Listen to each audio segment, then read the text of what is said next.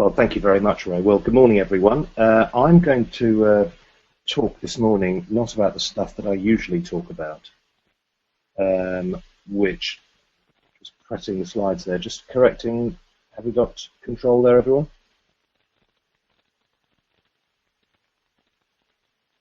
Hello, that's me, everyone. Sorry about that technical hitch there. I'm not going to talk today about the stuff I normally talk about, which is understanding human behavior better by applying some of the insights from contemporary behavioral and cognitive science. You probably will have heard me talk about this stuff before. You might have read some of the articles I've written, or heard the speeches I've made. You might have read the books I've heard, and more recently I'll have what she's having. And this time last year I shared some of the insight from I'll have what she's having, and in particular this very simple map of human behavior, which is driven by data patterns. Now, I'm not going to talk about that stuff today, and there's a lot of really good stuff about what I call the armament side, the arms race side of market research. We tend to think that the advances in market research will come from us doing our job as researchers better. In other words, developing better methodologies based on insights or new technology or some analytic frame or other. And I think there's a lot of that stuff going on, which is all very good. But there is something that I've been thinking about in the work that I've been doing with a number of client organizations.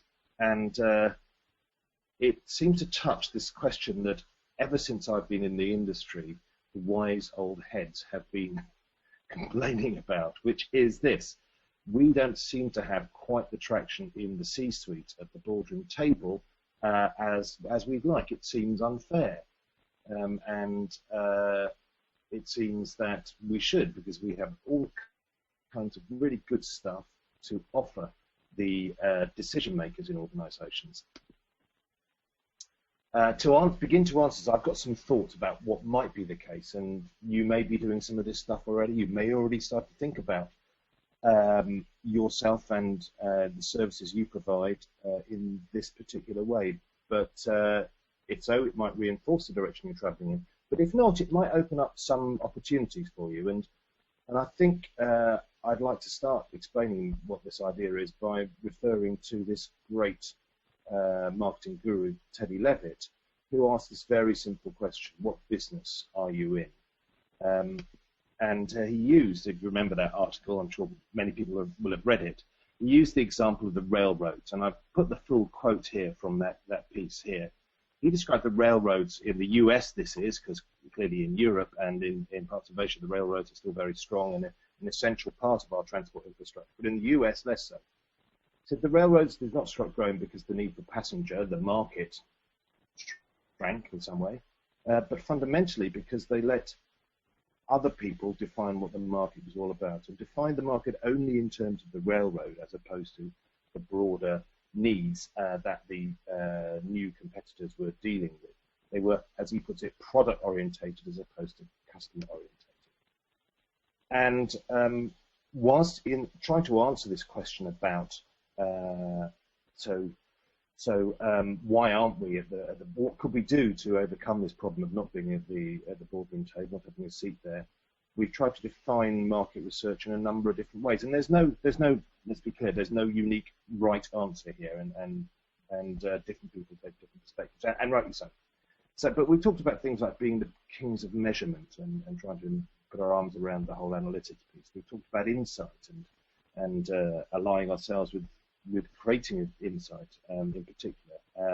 We've talked about being in the advice business, and I know many market researchers that I've worked with and respect greatly have thought of themselves increasingly as consultants, advisors in that sense, to decision makers. And of course the MRS in the UK has nailed its flags squarely to the idea of evidence in business is what market research really provides centrally, and that's these are all good suggestions, but I think they're missing something important. I think they're missing the fact that we are a content provider for decision makers, and understanding ourselves as content businesses, I think starts to change some of the basic practices of what we do. And I'll just explore that for the next few minutes and see what you think. The first thing to say, though, is look, decision makers have all kinds of information that they consume regularly, which can impact on the decisions that they make, and as such directly competes with the work that we do. From the obvious business school stuff like McKinsey and HBR, to the more general business media like The Economist and the FT and so on. Increasingly also there are, explosion of not just print or online print content like that, but video content in short and long forms from TED, from the RSA. Of course, I forgot to mention the lovely people at WARC, the World Advertising Research Centre, who do so much good work in collating and facilitating conversation around the industry. But then there are other things that seem to be more left field. So there's a couple of cartoonists there who really work very hard to get their work used by business and put between serious business decision makers and into the business environment. So that's my friend Hugh McLeod at Gaping Void, and Greg Gilbert stuff, of course, as well. And then there are writers, bloggers, thinkers, people like Seth Godin's huge reach, much bigger reach than most research organisations, and into very senior positions. Equally, Malcolm Gladwell's work, or our very own Rory Sutherland, God bless him. So these are all content providers that we compete against in the boardroom to grab attention. And just because we've got the PowerPoint slides on the screen doesn't mean that our content is the only thing.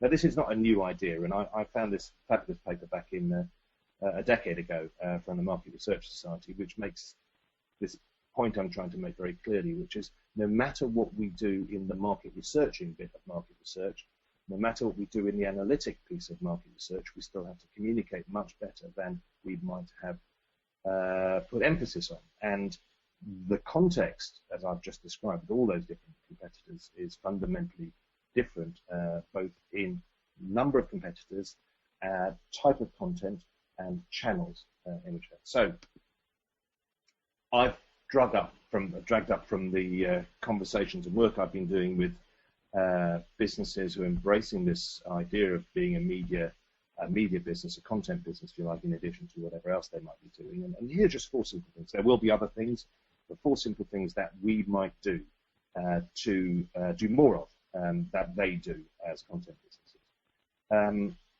And the first thing is making things easy.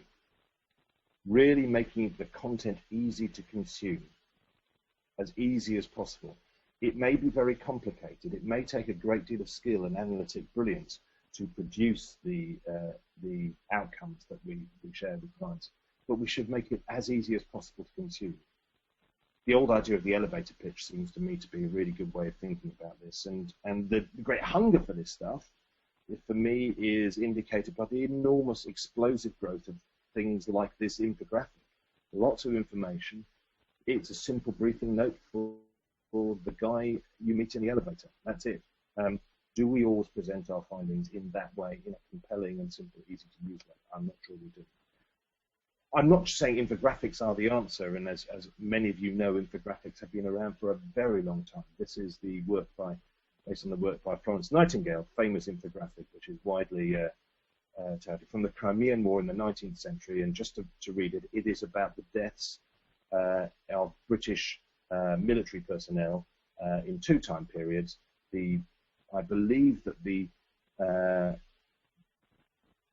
black, if I'm right on this, the black squares there are, black cheese parts are deaths from wounds, and pink other, and then the blue is from illnesses on the battlefield. And the point about this chart was to demonstrate the basic thesis that Nightingale and her nursing compadres were trying to make to the authorities, that it wasn't so much battlefield injury that caused huge loss of life in the Crimean War, but the poor general health and hygiene of the military. And this led to a number of innovations in that space. Anyway, look, so that's a famous one. We see it all the time, and I didn't today want to, and we could, I think, spend almost every session talking about the learnings from election 2012. But for me, the real winner, and not just in market research terms of election 2012, was this guy, Nate Silver, whose his fantastic blog 538 I followed throughout the process, and whose book is excellent and really worth reading for all of us, and to recommend to our clients as well, indeed. But here's the thing that he does here to make it easy.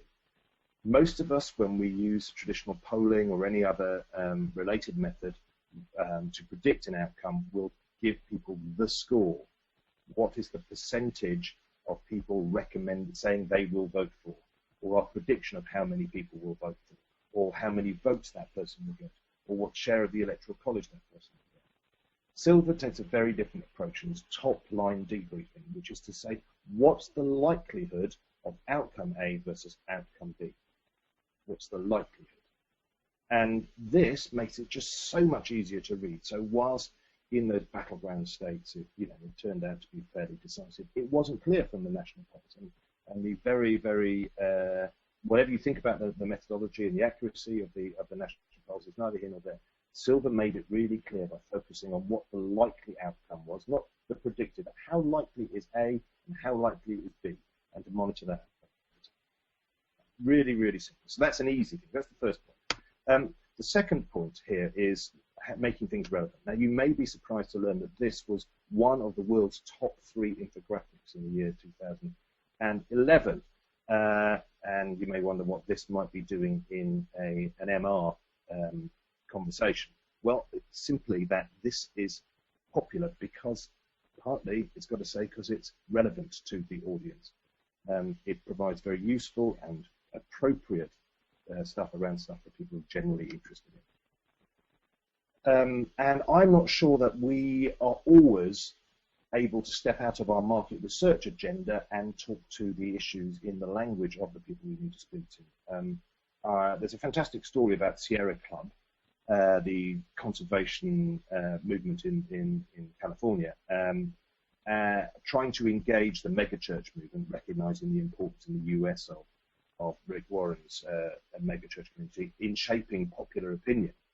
And by listening really carefully to the megachurch folk, they found a way of translating conservation, which is the Sierra Club and the ecological movements language in particular, into a biblically rooted idea of stewardship.